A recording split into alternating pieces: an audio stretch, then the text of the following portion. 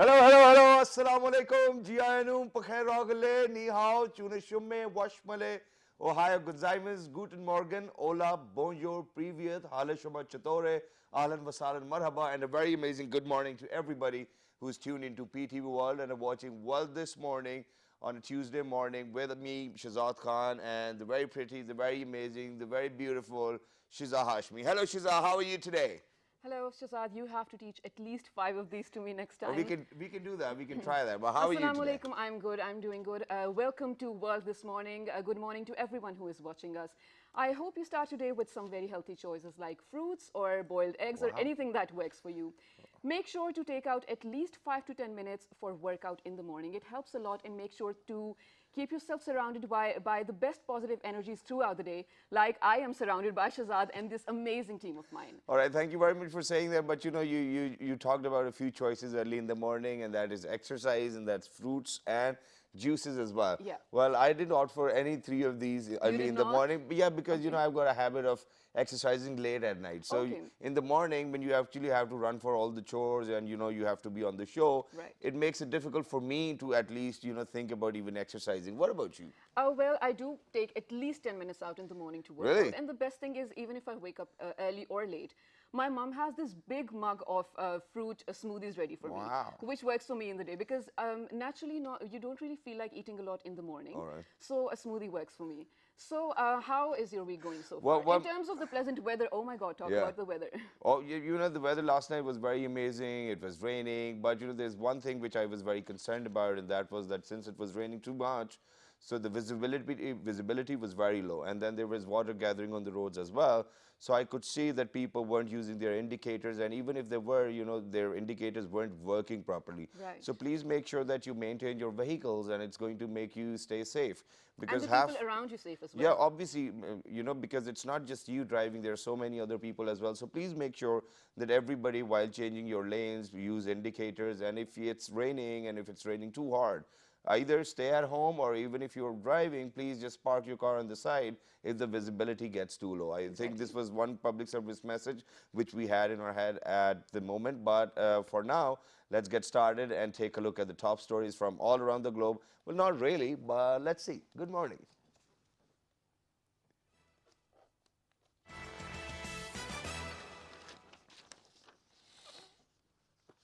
A 4-year-old boy whose head got stuck between metal bars jutting out from a balcony ledge were rescued by firefighters in southern Taiwan last week after hanging for more than 30 minutes. Oh my God.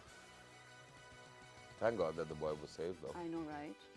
So parents, please keep an eye on your kids. I mean, 'Cause you these never days, know, they might be hanging from your balcony. yeah, because these days we do have this trend of people living in apartments and flats and whatnot. So please make sure that you look after all the kids and lock all the windows. All right, moving on, where a village communist party committee secretary of a county in southwest China is leading local residents to grow roses to get rich in poverty alleviation. Wow, what a brilliant idea. I know. Oh well, I still remember plucking like flowers off from somebody else's garden and then giving it to somebody else. Oh, I always had flowers in That's my garden. no, I haven't. Well, a lucky zoo in the Russian city of Bernal added 6 rare Siberian tiger cubs to its collection. The cubs were born at night on the June 21st to a couple called Bagheera and Sher Khan. Bagheera Where and Sher have you heard that before? All right, don't worry. So Sher Khan and Bagheera, congratulations on becoming, you know, a happy Parents to couple. 6 new cubs. Yeah, so and we make sure that, you know, for all those people at the zoo, please make sure that you look after the cubs very well too as well. Okay, but now coming to the point, Shiza, what are we discussing today? I think that you've got a few questions in your head. I mean, I do, but Okay. before that, I want you to recall your early childhood memories. All Who right. was this one person, other than your parents, that Yeah. you looked up to for inspiration or for motivation? I mean, there's always an idol, right, in your early Yeah. childhood as well.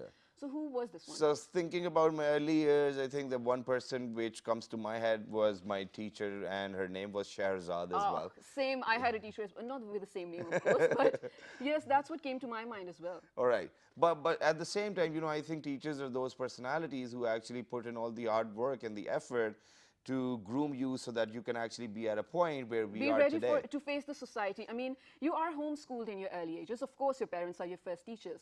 But when you move out of your home at the age of 3, probably, I think, the that's teacher is early the though. first person who teaches you how to deal with people around you, Yeah. who teaches you the basics of everything.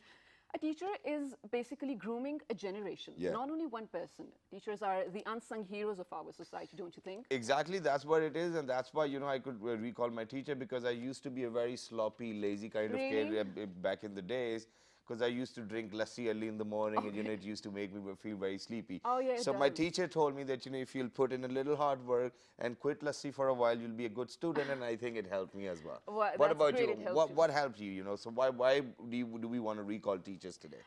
It's because, first of all, I love teachers. I mean, the first thing, every child, if you ask every young child, Yeah. what do you want to be in the future, they will say teachers. Exactly. Because they are, you know, exposed to teachers in the beginning. Exactly. And also, I think moving on, I have to say that it is very hard to tackle with 30 to 40 students. I mean, with different calibers, with different mindsets, with different attitudes. It is. This is such a big responsibility for one person to deal with so many people. And then this is what we are focusing on, ladies and gentlemen. Today we are actually going to talk about keeping yourself up to date as a teacher as well, and then, you know, actually updating.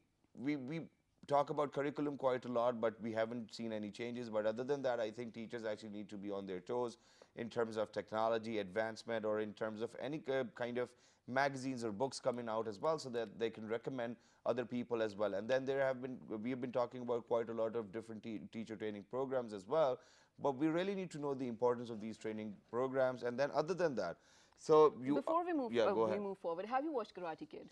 I've watched Karate Kid. mean, I think I watch it almost every day these days. It's yeah. one of your favorite Yeah, movies, I'm yeah. sure. So there's a lot of literature, there's a lot of movies who talk about the importance of Yeah. teachers. The biggest legends in the world even had teachers who made them what they are today. You, me, the cameramen, the producers, everyone, what we are today, even as a person, it's because of how the teachers shaped us, right? All right, well, So that's talking about Karate Kid, we remember Karate Kid not because of the kid, because of Mr. Miyagi, because of how Yes. amazing he was as a teacher. There's so Exactly. many other movies like Whiplash, like The Physician, and the list is so long. Do you think we should take a look at the trailer of I think Karate we can Kid? definitely take a look at the trailer, but before we do that, what we need to do is that we need to introduce our guests, because they have been listening to what we have been saying for the last at least 5 minutes now. So on my right hand side, ladies and gentlemen, we have been joined by someone who's been a regular member to the show as well. He's been working on different education programs with the United Nations or UNESCO, I think, to be more precise. One great guy, he can talk about teacher training as well. But today, they're here in a different capacity, because they came up with something very nice, something very amazing, and something which is up to date for everybody who thinks that he or she is a reader. So on my right-hand side, we have been joined by Mr. Umair Qureshi, who's the Executive Director, Pakistan ASCD, and he's an educationist himself.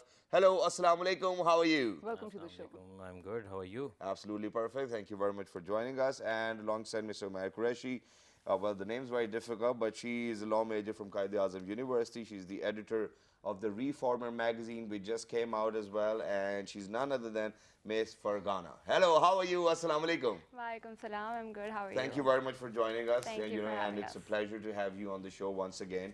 Because today, ladies and gentlemen, we'll be talking about this magazine, this amazing magazine which came out with the name of the Reformer. And the best part of this magazine is that every month, since this is the first edition, but every next month when it's going to come out, there's going to be a particular theme to it. Every time a different theme. Yes, every time a different theme. And this month we are looking at which theme?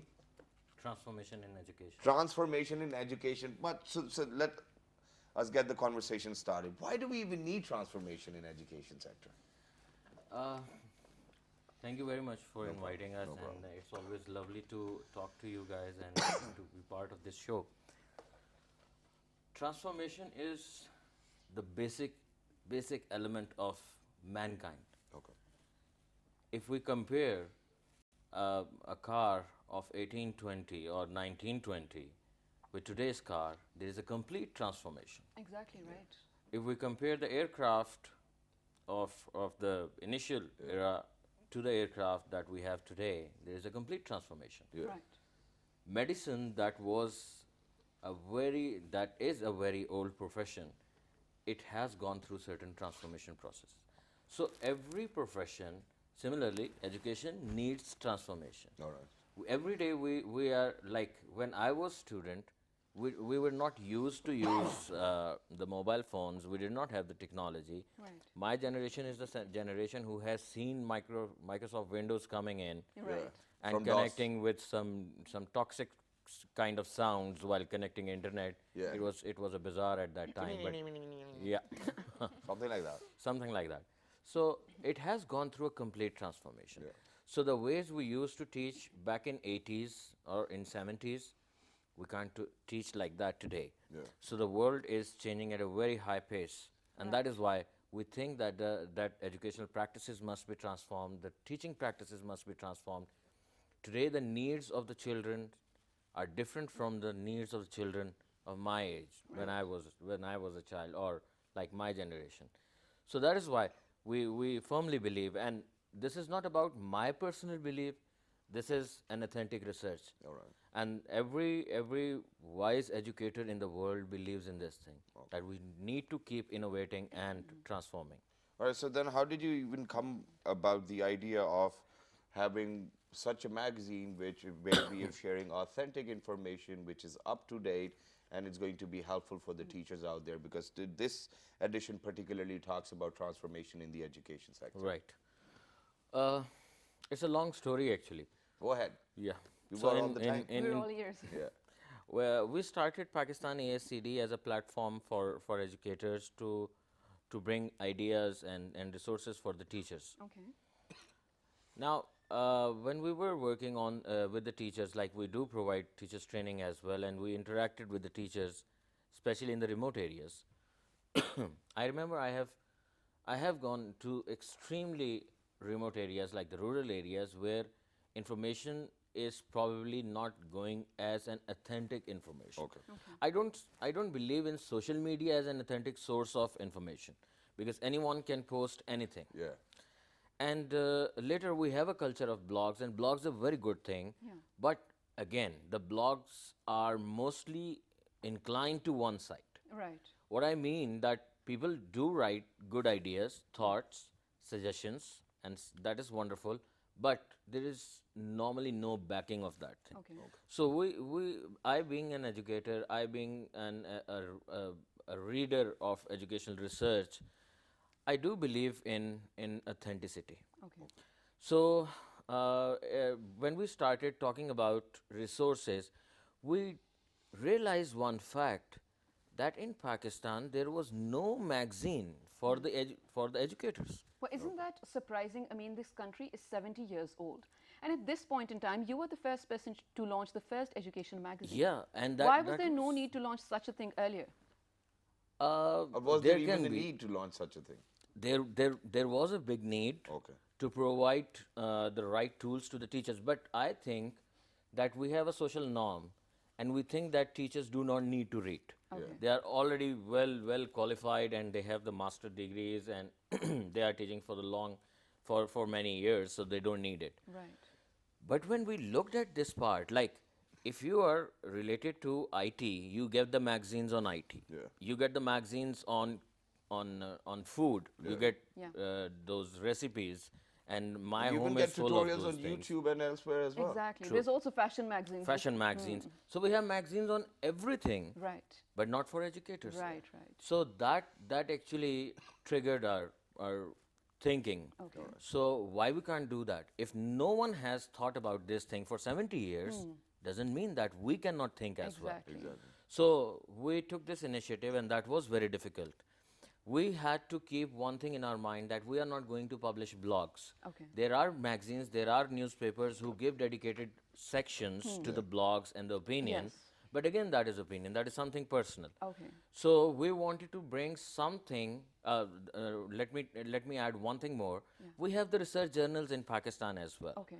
But the research journals language is very hardcore language. It's a very It is sort not of easy for the tough. public to comprehend. Exactly. Right. It brings the hardcore statistical data, which is not of any interest of a common teacher. Yeah. Okay. Or an educator, even the principals, and because that needs a specific kind of understanding to understand the research.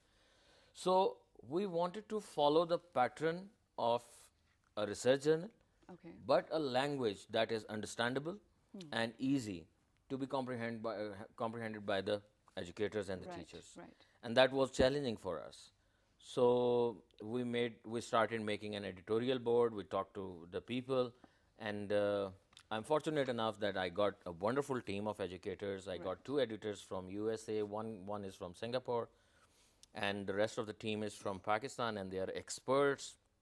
I was just looking at this magazine in some of the front pages. You have mentioned the editorial board.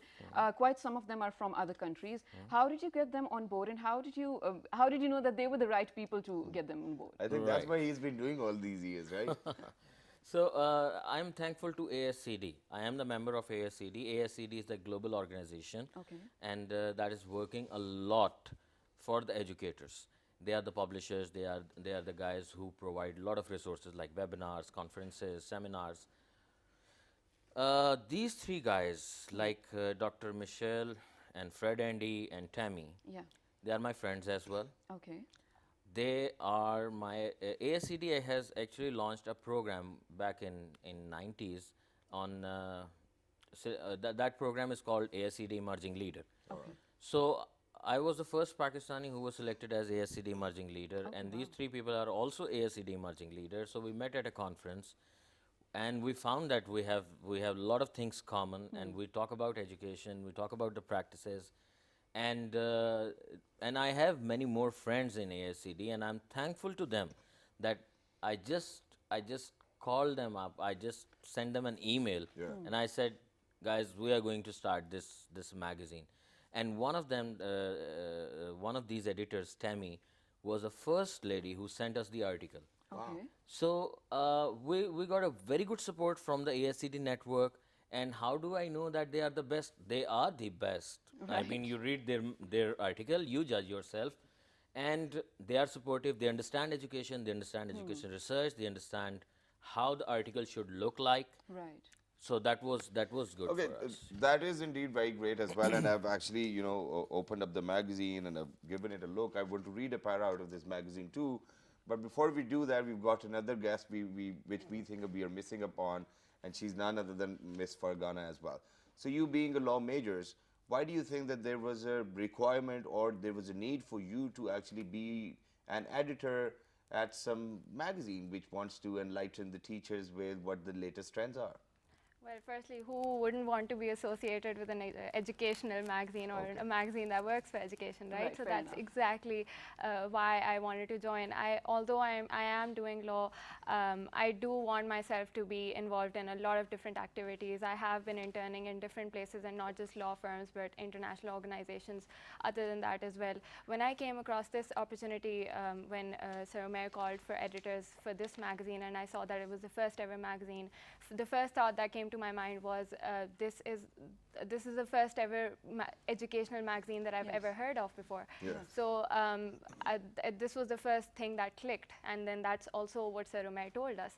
And then after that, when I wanted to see how the magazine is going by, I saw that there's a lot of good writers that they have on board. I saw that they have a lot of really nice editors that they have. So So do you think that this first ever inaugural edition of the magazine helped you with at least something in terms of education?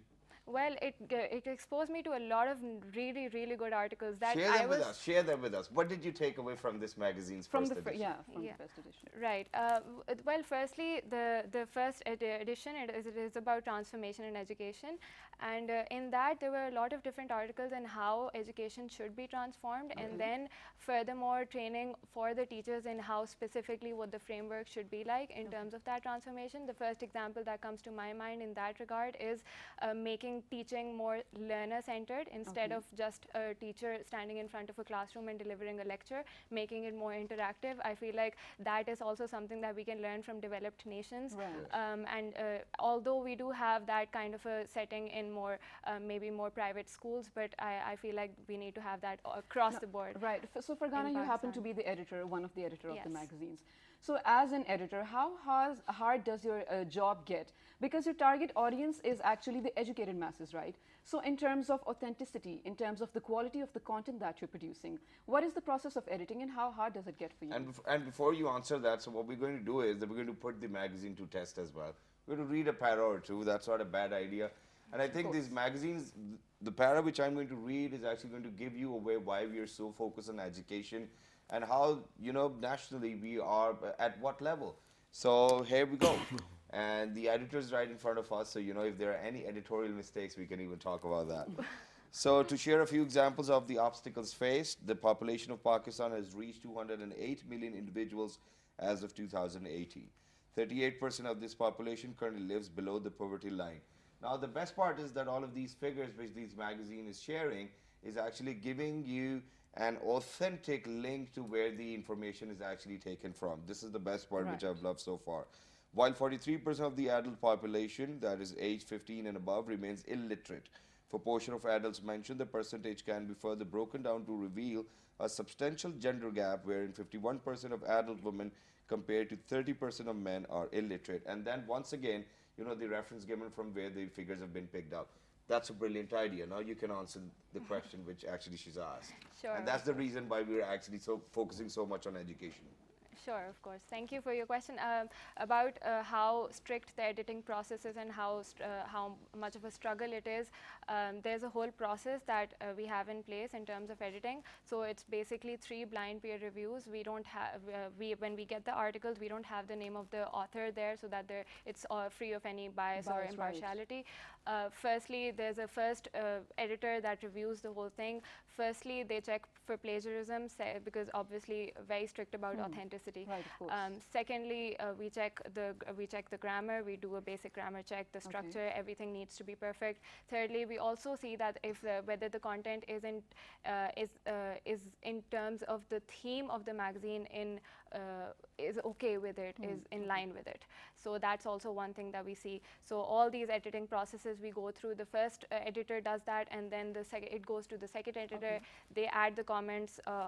They add all their comments that they need, and then the third editor, and then it goes back to the writer who has to make all the changes that have been suggested. Okay, perfect. That's great, but it makes me think of one more thing before going towards a break, and then you can definitely answer that. We'll give you a minute, because I have this habit of putting people under the spotlight. So now what I was thinking was that, you talked about all of these amazing teachers and professors whom you get to know from ASCD as well, and they're writing these articles within the magazine. Now imagine that those articles are actually being edited by people who are still studying and not really professionally doing anything or any job. Do you think that this is doing justice to one of those people who have got 30 years or 40 years of experience in the teaching industry and then handing their articles to someone who's still studying and making a wave? Well, quite a thought, Shahzad. Hold on to that thought before we will be back with that thought, with the answers that Mr. Umair has for us. Stay tuned to PTV World. We will be back. Good morning. Very nice.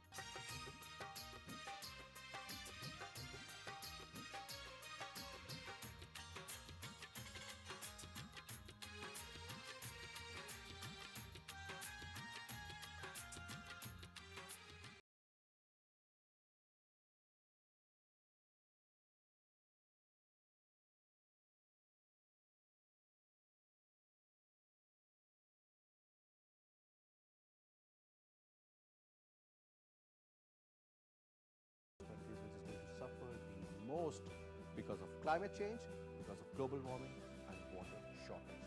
Absolute water scarcity I'm talking about. So try to make sure that you use the available water wisely, whether you're shaving, you're taking a shower, you're using it for cleaning your cars or watering your plants for that matter. Just make sure this is something very precious, very, very important.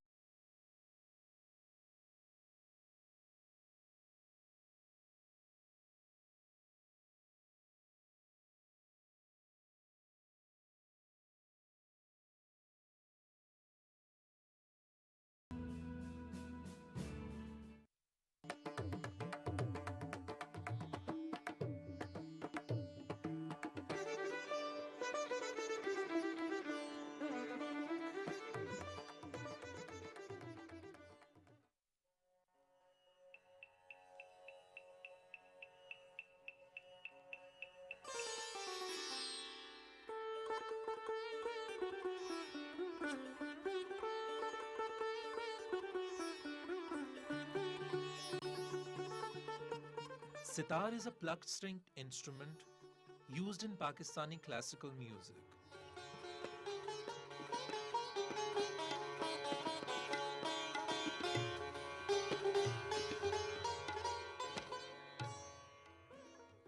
The instrument flourished under the Mughal Empire. Sitar is named after a Persian word, setar, meaning three strings. It derives its distinctive timbre and resonance from sympathetic strings, bridge design, a long hollow neck, and a gourd-shaped resonance chamber. There are many popular modern styles of sitar, offered in a variety of substyles and decorative patterns.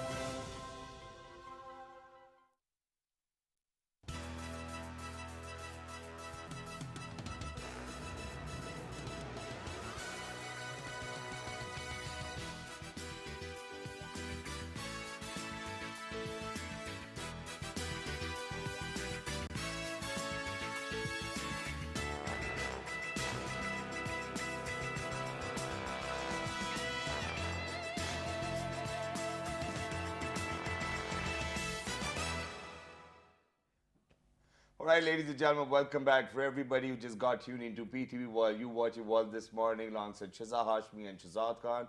Today, ladies and gentlemen, the topic under discussion is staying up to date within the education sector, how important it is.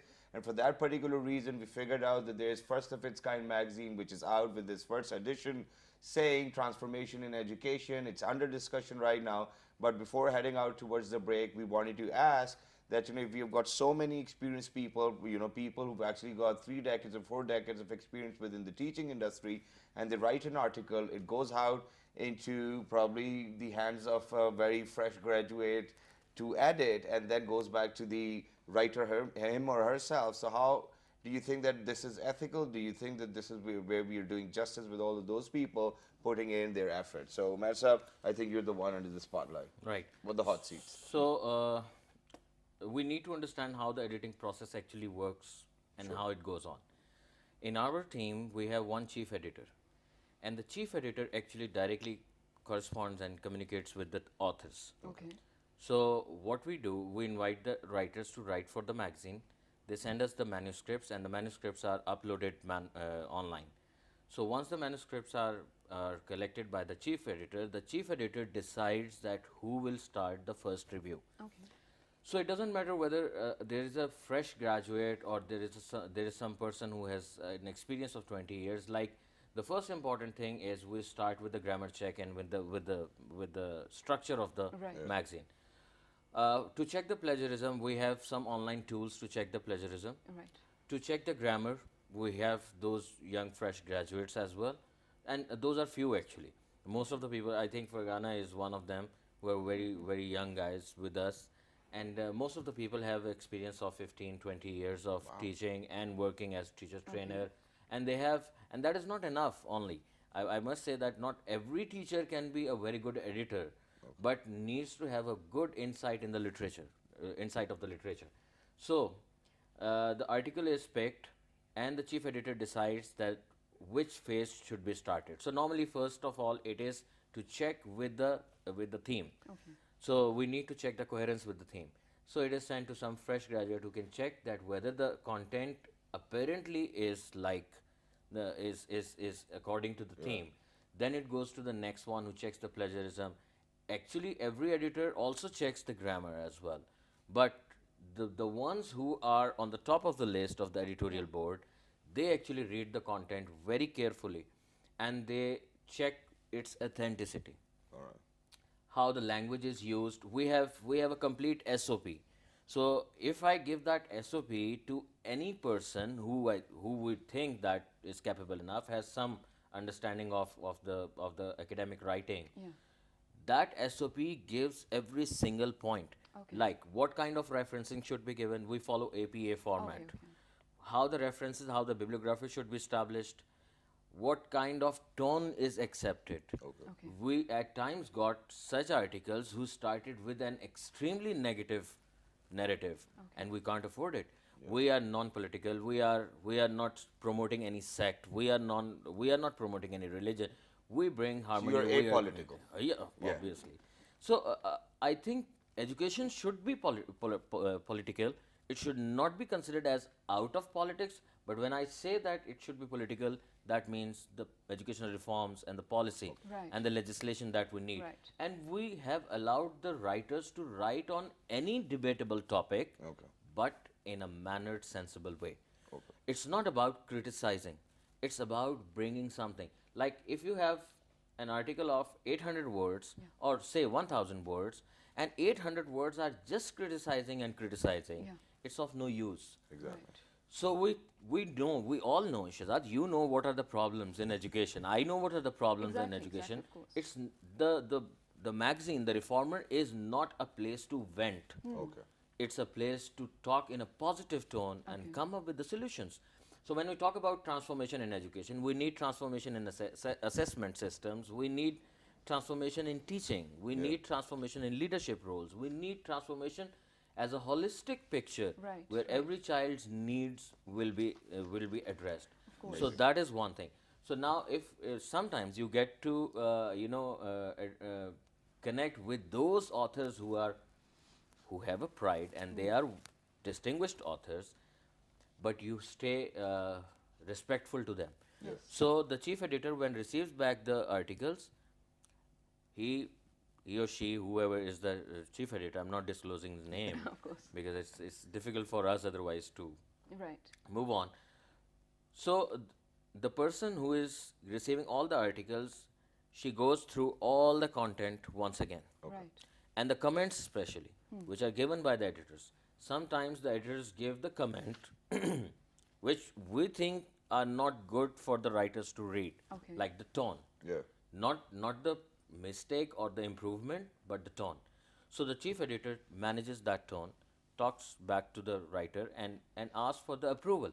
We cannot just randomly publish anything. Exactly. We ask for the approvals. Like we have Dr. Parvez Hoodbhoy, who is a wonderful educator. We have published his article in this magazine, and he says he's clearly said, I will not change any core theme. Dr. Shehzad Jiva is a wonderful writer. He's working with the Balochistan government and he is a professor from Aga Khan University. And he was very supportive. I'm really thankful to Aga Khan Education Foundation's examination board. Those guys are really wonderful. And they said... Okay, so this is great. We totally get your point. So then Fargana, how difficult is your job to handle all of these issues? Because it took him quite a long, at least 5 minutes to actually just tell us that, what are the different issues and what are the standard operating procedures. So then how difficult is your job? And then how do you actually break it down in, okay, this step, this step, this step, and then it's a big responsibility. Also, I have a question to add to that. In the magazine, are you only giving out ideas of reforms, or are you also giving out content that the teachers can learn from? Right. Okay. Well, about your first question, I think Sarma explained very well how the editing process works in terms of the editors, in terms of us and the content that we receive. Yeah. Firstly, I do think that that's very important, that the tone of the comments that we give to the writers should be more suggestive and not more instructive. Okay. And that's one thing that should be kept in mind. And obviously, that is a struggle, but that also can be possible if you want. Secondly, other than that, it's just a general process of having a checklist. So we have one checklist in which we have to see, okay, first the plagiarism check is done, okay, then the grammar check is done, okay, now the content is in line with the theme. So all of that, we have a checklist that we have been provided by the magazine, and we do all of that, and then we make sure that Amazing that in is, line and with- thank you very much for saying that, it's not impossible, and this is why I love Karate Kid as well, because when Jaden Smith and Justin Bieber sang the song Never Say Never, that's the moment I fell in love with the film itself. So go ahead, let's watch the trailer.